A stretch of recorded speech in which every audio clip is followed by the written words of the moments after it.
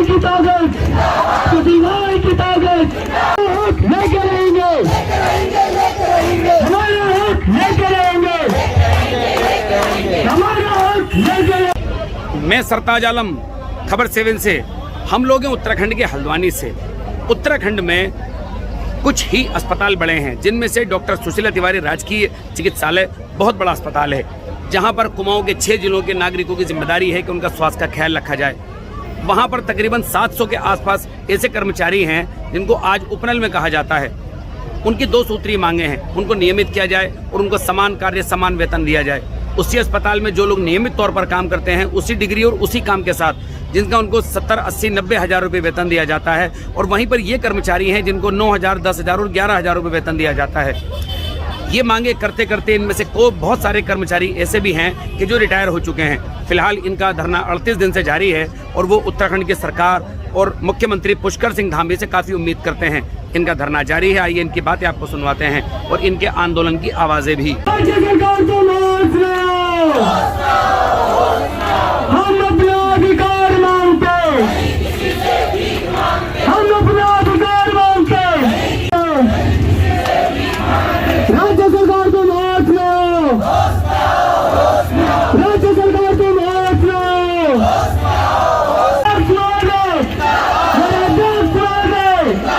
मेरे संरक्षक महोदय, मेरे संरक्षक महोदय, कर्मचारी हक,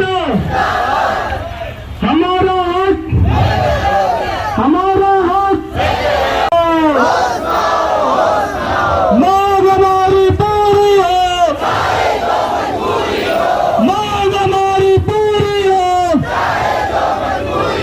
मांग हमारी पूरी हो, मांग हमारी पूरी हो, मांग हमारी पूरी हो,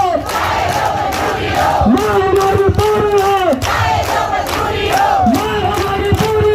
मेरे पानी जी की ताकत, मेरे कमेटी की ताकत, मेरे सत्य शक्ति की ताकत, महिला शक्ति की ताकत, मेरे भाई की ताकत, मेरे बैनर की ताकत, मेरे बैनर की ताकत, सुधीवाई की ताकत, सुधीवाई की ताकत, बैनर की ताकत, मेरे बैनर की ताकत, मेरे कर्मचारियों की ताकत, मेरे कर्मचारियों की ताकत।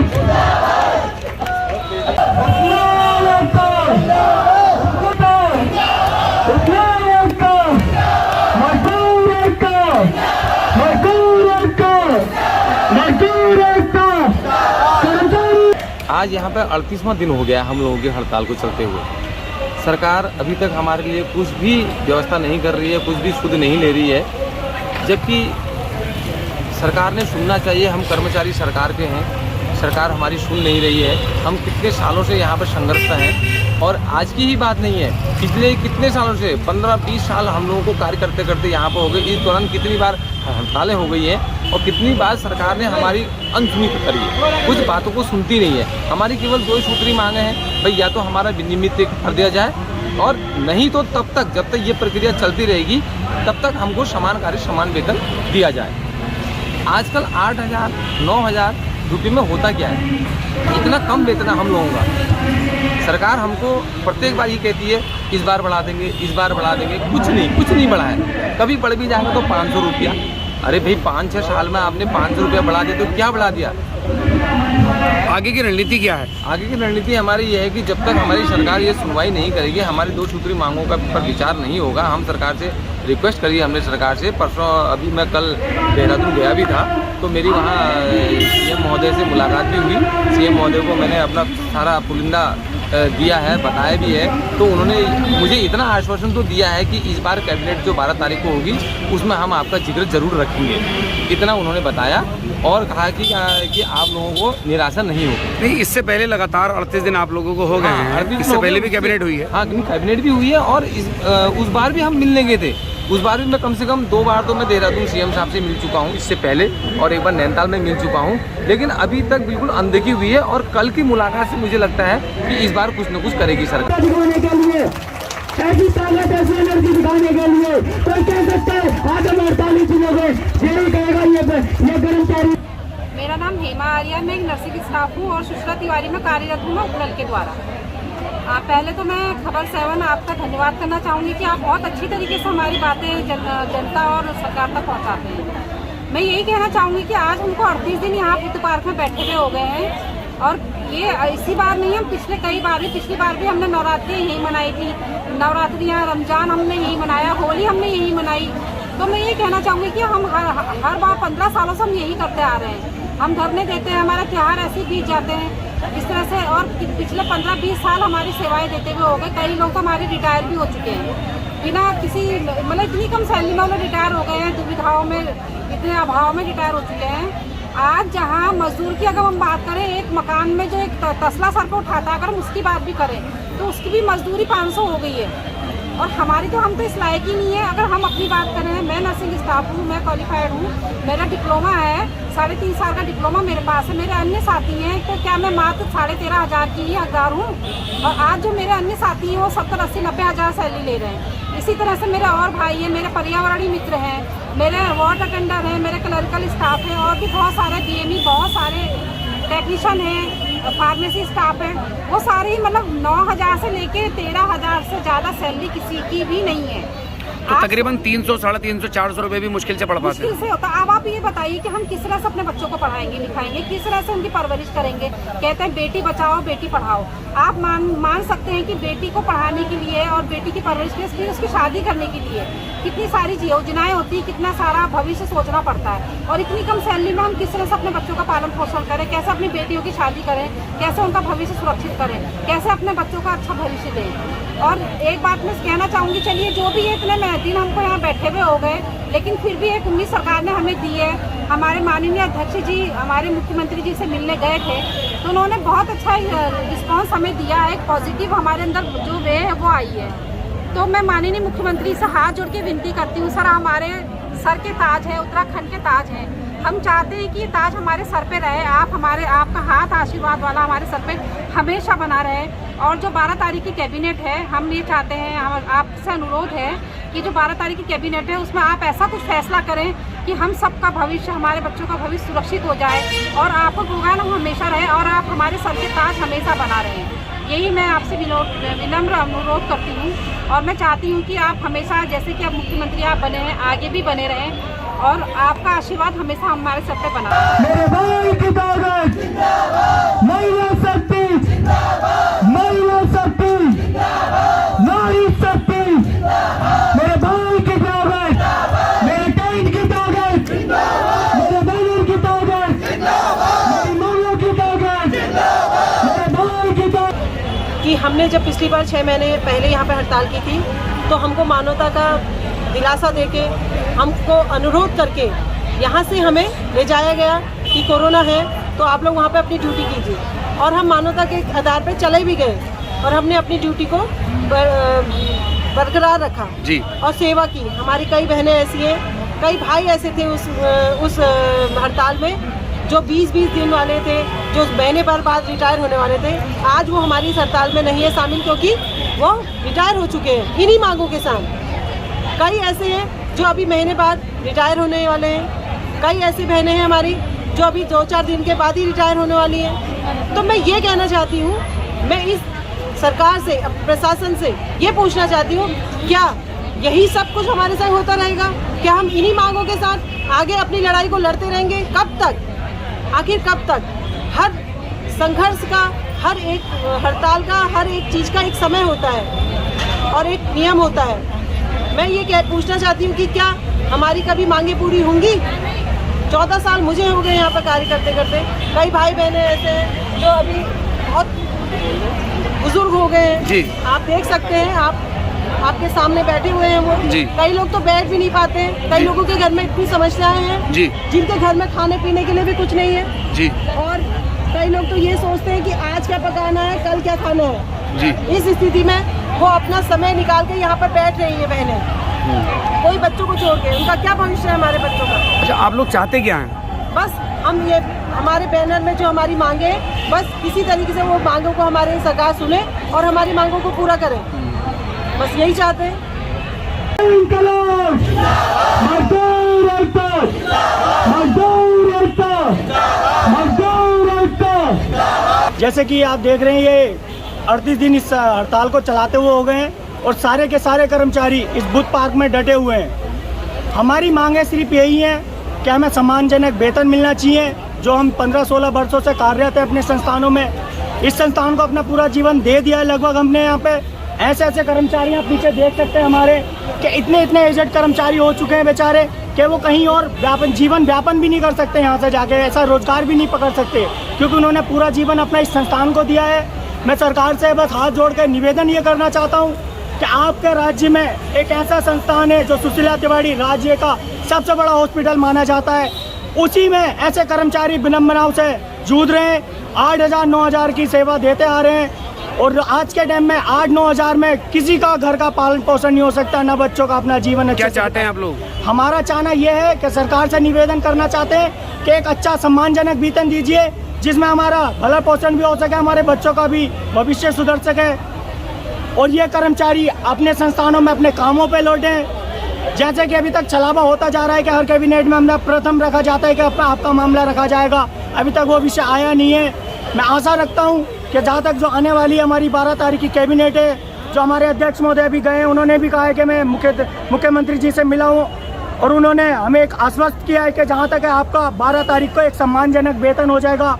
तो मैं इसी आशा के साथ मैं मुख्यमंत्री जी का धन्यवाद करता हूँ। आपके द्वारा, मेरे मीडिया बंधुओं के द्वारा एक बात ये कहना चाहूँगा, अगर ये 700 कर्मचारी परिवारों को देखते हुए इनकी भलाई के लिए कार्य किया जाएगा तो सरकार के लिए भी ये बहुत फायदे की बात होगी, क्योंकि 700 परिवार एक सरकार को अच्छा से अच्छा उसके काम में काम करने का काम करेंगे, सरकार को इस राज्य में दोबारा से बैठाने का काम करेंगे। बस यही अनुरोध करता हूं कि 12 तारीख को हमारा फैसला जल्द से जल्द हो और एक सम्मानजनक वेतन मिले, हम अपने संस्थान में जाके काम करें। धन्यवाद।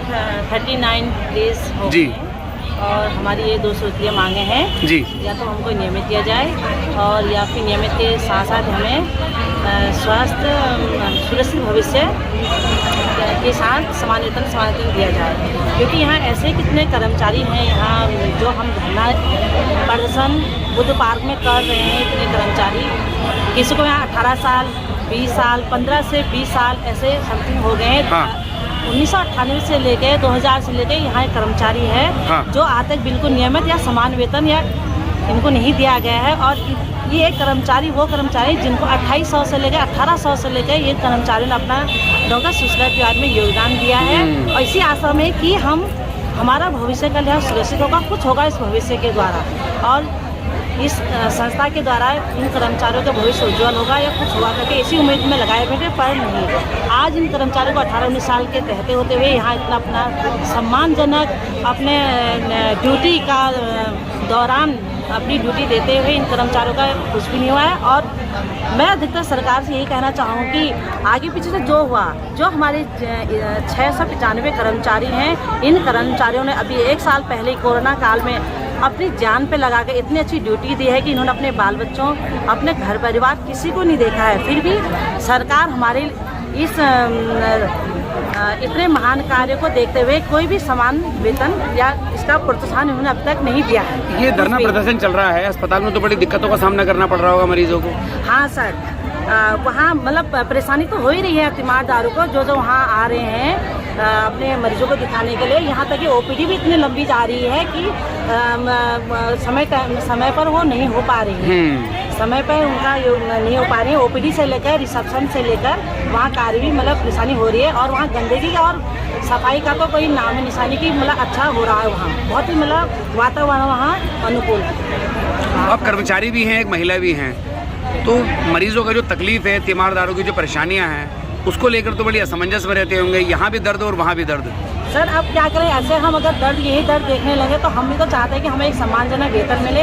इतने सालों से हम लगे हुए हैं एक सम्मानजनक वेतन के सैलरी के लिए, यही कार्य हम करते हैं और यही कार्य हमारा सरकारी कर्मचारी करता है। और अगर हमें इसके बावजूद भी एक सम्मानजनक वेतन नहीं मिला जा रहा तो अब हम अपना दर्द किससे कहें? हमारी भी तो अपनी परेशानियाँ हैं। एक इंसान या एक कर्मचारी ही अच्छे वेतन के लिए ही अच्छा कार्य आगे करता है। आज हम उस वेतन को नहीं देखा हमने कि हमारी वेतन कम है या ज़्यादा हो गया, हमने पहले अपनी इंसानियत में अपना फर्ज निभाया है। सर मेरी सरकार से यही विनती है कि अभी जैसे वो हॉस्पिटल में तीमारदारों की परेशानी को देख रहे हैं, वो हमारे यहाँ मरीजों की भी तीमारदार जो उनके मरीज आ रहे हैं उनकी परेशानियों को देख रहे हैं, वो हमारी धरना प्रदर्शन में जो इतने सालों से कर्मचारी लगे हैं उनकी परेशानियों को भी तो देखें ना। हम तो दोगले में फंस गए, हमें उनकी परेशानी भी दिख रही है। अब क्या कर, हमारी तो प्रॉब्लम है ना कि हम अपनी परेशानी कहाँ दिखाएं, किसको दिखाएं। सरकार से मेरी यही विनती है कि मतलब दो तरह की तकलीफ है जिसके बीच सरकार खड़ी है और सरकार सुन नहीं रही है बीच में, और जो कि वो सुन नहीं रही हमारी भी किसी तरह की ये आवाज़ को जो हम उनसे पहुँचाना चाहते हैं। मेरे माननीय धामी सर मुख्यमंत्री से यही प्रार्थना है, निवेदन है कि हमारे इतने कर्मचारियों को एक सम्मानजनक वेतन देने की कृपा करें प्लीज़, जिससे कर्मचारी अपने अपने संस्थानों में अपने ड्यूटी में चले जाएं। और सोचें वो जरा सुशीला तिवारी के लिए, उन कर्मचारी के लिए भी सोचें जो कोरोना काल में जिन्होंने ड्यूटी की है। ब्लड बैंक से ही ले लीजिए, जो 24 घंटा खुला रहता है ब्लड बैंक, वहाँ भी कर्मचारियों ने बहुत ही मेहनत करी है। ब्लड बैंक में उन्होंने कोरोना काल के दौरान अपनी ड्यूटी दी है, उन्होंने पीपी किट पहन के ड्यूटी दी है, तब भी तो हमने इंसानियत निभाई है, मानवता निभाया है। हमने उसका अपनी सैलरी को नहीं देखा कि हमारी इतनी कम सैलरी है तो हम ये ड्यूटी पे जा रहे हैं। हमने वहाँ पहले अपनी इंसानियत की मानवता को निभाया कि नहीं, हमारा पहले जो कर्म है, जो धर्म है, हमने पहले निभाना है। क्योंकि रक्त की मात्रा इतनी कम हो गई थी कि कोविड के दौरान भी हम ही इंचार्ज से लेके हमारे सीनियर जूनियर डॉक्टर से लेके वहाँ के स्टाफ टेक्नीशियन सब ने बड़ा मिलकर वहाँ का सहयोग दिया है ब्लड के एकत्रित करने के लिए। तो मेरे मुख्यमंत्री से यही निवेदन है कि वो प्लीज़ कृपा करके सुशीला तिवारी को, खासकर सुशीला चिकित्सा स्वास्थ्य की ओर बहुत ध्यान दें और इन कर्मचारियों को जल्दी से जल्दी अंदर लाएं और उनकी इच्छा ये पूरी करें जो हमारी 2 सूत्रीय मांग है। समान वेतन, अगर समान वेतन नहीं हो सकता है तो सुरक्षित भविष्य को ध्यान में रखते हुए समान वेतन देने का बहुत कष्ट करें, कृपा करें। हम उनका ये कर दें सुशीला तिवारी कर्मचारियों के लिए, तो हम उनका जीवन भर आभारी रहेंगे। सब पूरे 695 कर्मचारी उनके आभारी रहेंगे। तो साथियों, आपने सुना और जाना इनके आंदोलन की आवाज़ें, इनके दिल का दर्द। और दूसरी बात, सरकार से उम्मीद 12 तारीख को कैबिनेट की बैठक को लेकर ये लोग कहीं ना कहीं आश्वस्त हैं। सरकार से चाहते हैं इनकी सुनवाई हो। यहाँ पर महिलाएं भी हैं, पुरुष भी हैं, सफाई कर्मचारी से लेकर के ऊंचे पदों पर भी हैं, लेकिन उपनल कर्मचारी कहलाते हैं। और इनका ये भी आरोप है कि इनको उपनल में जबरन घोषित किया गया। ये उपनल के कर्मचारी नहीं थे, बल्कि अस्पताल में ही लगाए गए थे। फिलहाल इनकी मांगे 38 दिन से जारी हैं और इनका कहना है कि इनको नियमित किया जाए और समान कार्य का समान वेतन दिया जाए। उत्तराखंड हड़तालों का प्रदेश बनता चला जा रहा है, सरकार को इस पर बहुत जल्द ध्यान देना होगा। 700 कर्मचारी जब अस्पताल में नहीं हैं तो आप समझ सकते हैं कि मरीजों का क्या हाल होगा। मरीज बेहाल हैं, आप सुशीला तिवारी अस्पताल जाकर स्वयं देख सकते हैं, क्योंकि जब 700 लोग वहाँ पर नहीं होंगे तो अस्पताल का क्या आलम होगा। तो साथियों, हम ये आपको हल्द्वानी से खबर दिखा रहे थे। आप हमारी ये खबर YouTube चैनल पर देख रहे हैं तो सब्सक्राइब करना ना भूलें, और Facebook लाइव पर देख रहे हैं तो लाइक ज़रूर करें, कमेंट शेयर का ध्यान रखें। साथियों, मैं चलता हूँ, मैं आपका दोस्त, आपका भाई, मैं सरताज आलम, खबर 7 हल्द्वानी।